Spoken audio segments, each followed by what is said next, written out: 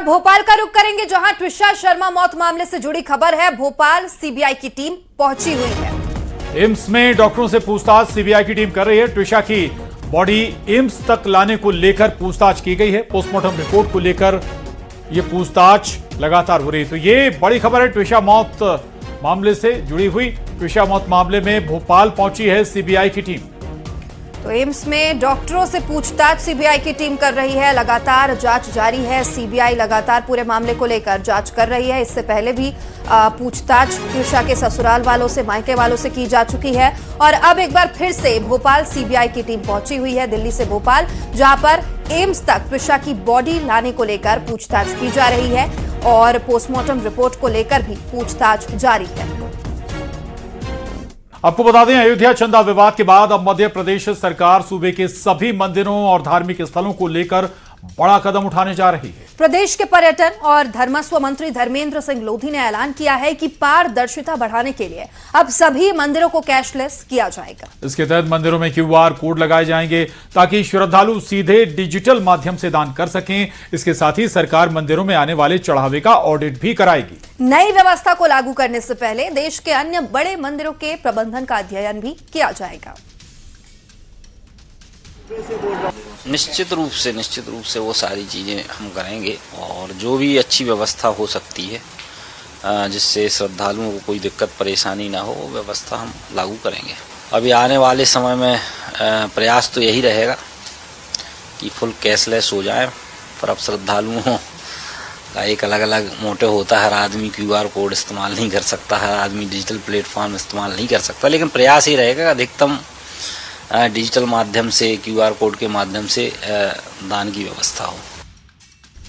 और राम मंदिर में चढ़ावा चोरी की जांच कर रही एसआईटी ने अपनी शुरुआती रिपोर्ट यूपी सरकार को सौंप दी है। सूत्रों के मुताबिक रिपोर्ट में एफआईआर दर्ज करने, ट्रस्ट के पुनर्गठन और मंदिर के लिए एक वरिष्ठ अधिकारी को सीईओ नियुक्त करने जैसी सिफारिशें की गई है।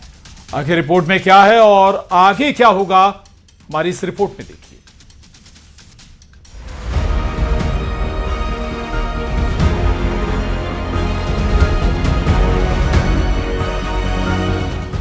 राम मंदिर के चढ़ावे को लेकर उठे सवालों के बीच एसआईटी की शुरुआती जांच रिपोर्ट सामने आ गई है। एसआईटी ने अपनी रिपोर्ट यूपी सरकार के गृह सचिव संजय प्रसाद को सौंप दी है। सूत्रों की माने तो एसआईटी ने इस मामले में एफआईआर दर्ज करने की सिफारिश की, साथ ही मंदिर ट्रस्ट के पुनर्गठन और प्रशासनिक व्यवस्था में बदलाव का सुझाव दिया। रिपोर्ट में चढ़ावे के प्रबंधन और वित्तीय निगरानी व्यवस्था पर सवाल उठाए गए।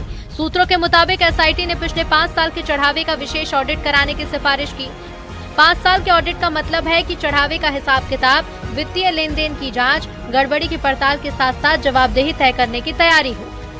देखिए, ये शासन द्वारा नियुक्त 3 सदस्यीय एसआईटी की रिपोर्ट आज हमने अपर मुख्य सचिव गृह महोदय को सौंपी है।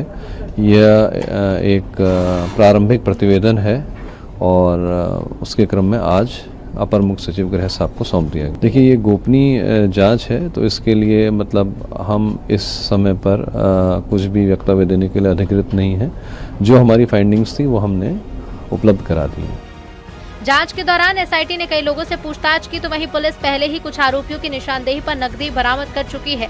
सूत्रों के मुताबिक यूपी सरकार इस रिपोर्ट का अध्ययन करने के बाद इसे केंद्र सरकार को भेज सकती है।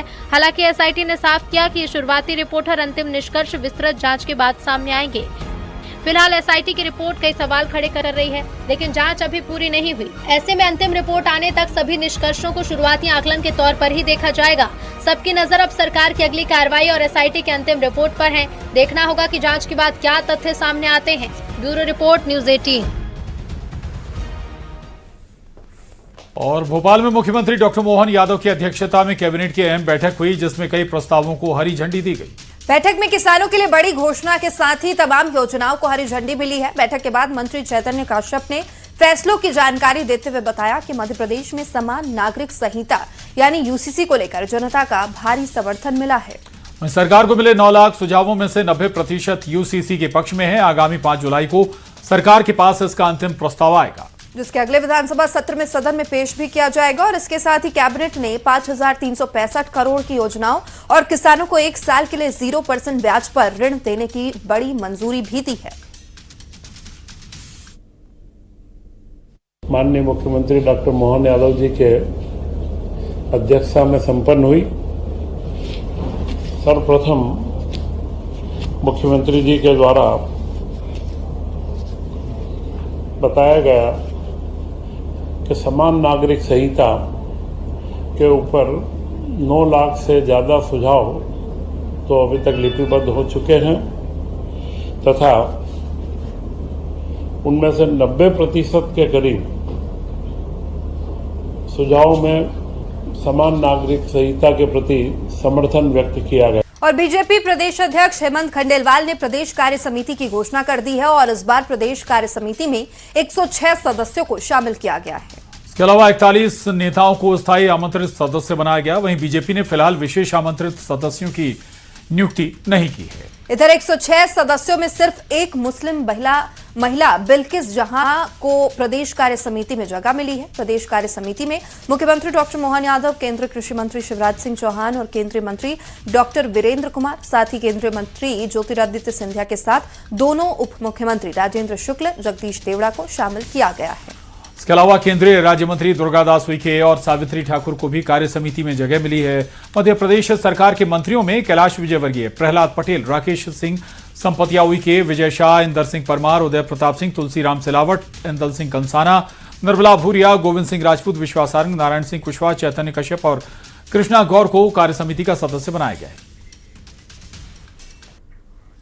और जबलपुर से इस वक्त की बड़ी खबर आपको बता दें, जहां राहुल गांधी की याचिका पर हाईकोर्ट में सुनवाई हुई है। राहुल गांधी की याचिका पर हाईकोर्ट में सुनवाई हुई। भोपाल एमपी एमएलए कोर्ट का रिकॉर्ड पेश किया गया है। हाईकोर्ट ने अंतरिम राहत की मांग पर कल सुनवाई तय कर दी है। ट्रायल कोर्ट में पेश होने से छूट की मांग, कल सुनवाई होगी। राहुल गांधी ने भोपाल कोर्ट में जारी समन को चुनौती दी थी और शिवराज सिंह चौहान के बेटे कार्तिकेय की मानहानि का ये पूरा मामला है। और कोर्ट में हाजिर होने से छूट की मांग की गई थी। इस पर ये सुनवाई है। आपको एक बार फिर बता दें, राहुल गांधी की याचिका पर हाई कोर्ट में सुनवाई हुई है। भोपाल एमपी एमएलए कोर्ट का रिकॉर्ड पेश किया गया।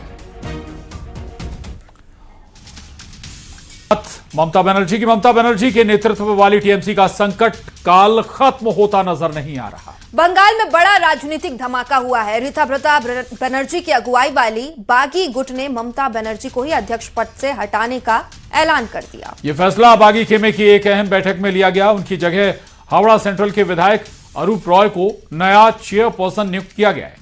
टीएमसी के 60 विधायकों ने कल हुई बैठक में हिस्सा लिया था, जिसने खुद को असली तृणमूल कांग्रेस बताया है।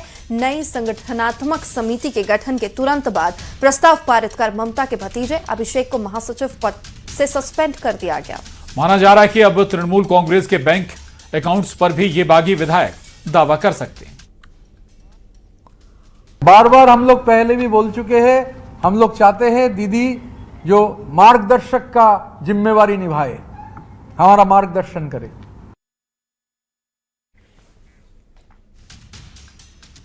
पश्चिम बंगाल की सियासत में टीएमसी के भीतर जारी खींचतान अब चुनाव आयोग के दरवाजे तक पहुंच गई है। ममता गुट ने चुनाव आयोग को अपनी राष्ट्रीय वर्किंग कमेटी के गठन और उसके सदस्यों का विस्तृत ब्यौरा सौंप दिया है। माना जा रहा है कि ये कदम हाल के दिनों में सामने आए असली टीएमसी के दावों और पार्टी की वैध संगठनात्मक संरचना को लेकर उठ रहे सवालों के जवाब के तौर पर उठाया गया है। सूत्रों के मुताबिक टीएमसी ने आयोग को बताया कि पार्टी का आधिकारिक नेतृत्व, संगठनात्मक ढांचा और राष्ट्रीय वर्किंग कमेटी पूरी तरह संविधान के अनुरूप गठित है।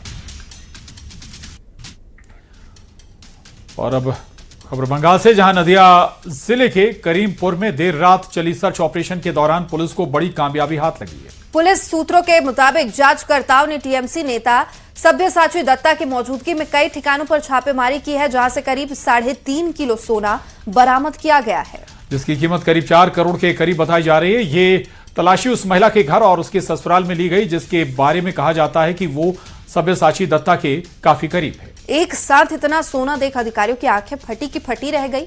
सवाल ये कि एक घर में इतना सोना कहां से आया और ये सोना आखिर है किसका। बरामद सोने के स्रोत और मालिकाना हक को लेकर जांच जारी है।